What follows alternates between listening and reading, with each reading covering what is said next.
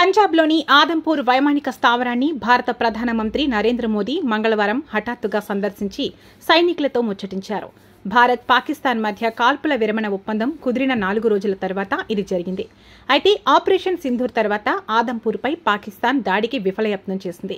మే 9, 10 మధ్య ఆదంపూర్ సహా అనేక భారత వాయుసేన స్థావరాలపై దాడి చేయడానికి పాకిస్తాన్ ప్రయత్నించింది.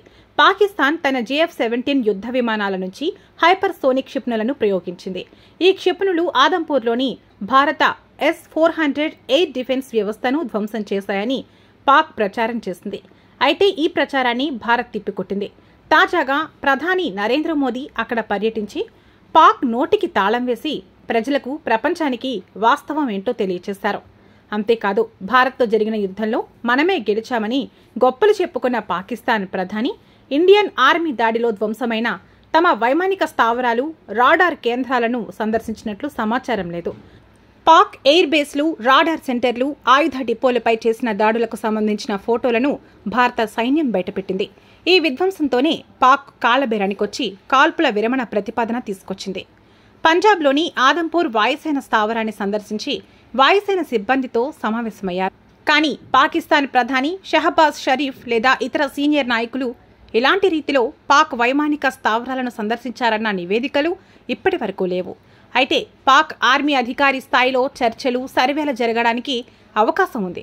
కానీ అవి ఇంకా అధికారికంగా వెల్లడి కాలేదు. ఆదంపూర్ వైమానిక స్థావరాన్ని సందర్శించిన అనంతరం సైనికులతో దిగిన ఫోటోలను ఆయన ఎక్స్లో షేర్ చేసుకున్నారు.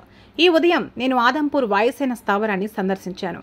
అక్కడ మన సాహసవంతులైన వాయుసేన యోధులు, సైనికులను కలవడం ఒక ప్రత్యేక అనుభూతి. ధైర్యం, సంకల్పం, నిర్భయం అనే పదాలకు వాళ్లే నిర్వచనం. సైనిక బలగాలకు దేశం తరపున మనం శాశ్వతంగా రుణపడి ఉంటాం అంటూ ప్రధాని మోదీ పోస్ట్ చేశారు. భారత భద్రతా దళాలు మే 7న ప్రారంభించిన ఆపరేషన్ సింధూర్ విజయవంతంగా పూర్తయిన నేపథ్యంలో ప్రధాని మోదీ సోమవారం జాతిని ఉద్దేశించి మాట్లాడారు. జమ్మూ కాశ్మీర్లోని పహల్గాం ప్రాంతంలో ఏప్రిల్ 22న జరిగిన తీవ్రవాద దాడిలో 26 మంది ప్రాణాలు కోల్పోవడంతో భారత దళాలు ప్రతిస్పందనగా ఈ ఆపరేషన్ను ప్రారంభించాయి. ఈ దాడిలో భారత్, పాకిస్తాన్, పాక్ ఆక్రమిత కశ్మీర్ ప్రాంతాల్లోని లష్కరే తోయిబా, జైషే మహమ్మద్, హిజ్బుల్ ముజాహుద్దీన్ వంటి తీవ్రవాద సంస్థలకు చెందిన 9 శిబిరాలను ధ్వంసం చేసింది. 100 మందికి పైగా ఉగ్రవాదులను హతమార్చింది. ఇక ఆపరేషన్ సింధూర్లో S-400 భారత రక్షణ వ్యవస్థకు సుదర్శన చక్రంలా నిలిచింది. S-400 వ్యవస్థను తమ క్షిపణులు ధ్వంసం చేశామని పాక్ ప్రచారం చేసుకుంది. ఈ సందర్భంగా ప్రధాని మోదీ మాట్లాడుతూ పాకిస్తాన్ సైనికాధికారులు తీవ్రవాదుల అంత్యక్రియలకు హాజరవడం ద్వారా ప్రభుత్వ స్థాయిలో ఉగ్రవాదానికి మద్దతిస్తున్నట్లు ప్రపంచానికి మరోసారి తెలిసిందని తెలిపారు. దాడులు, ప్రతిదాడులతో 4 రోజుల పాటు కొనసాగిన తీవ్ర ఉద్రిక్తతల తర్వాత భారత్, పాకిస్తాన్ తక్షణమే సైనిక చర్యలను నిలిపివేయాలనే ఉద్దేశంతో గత శనివారం కాల్పుల విరమణ ఒప్పందానికి చేరాయి.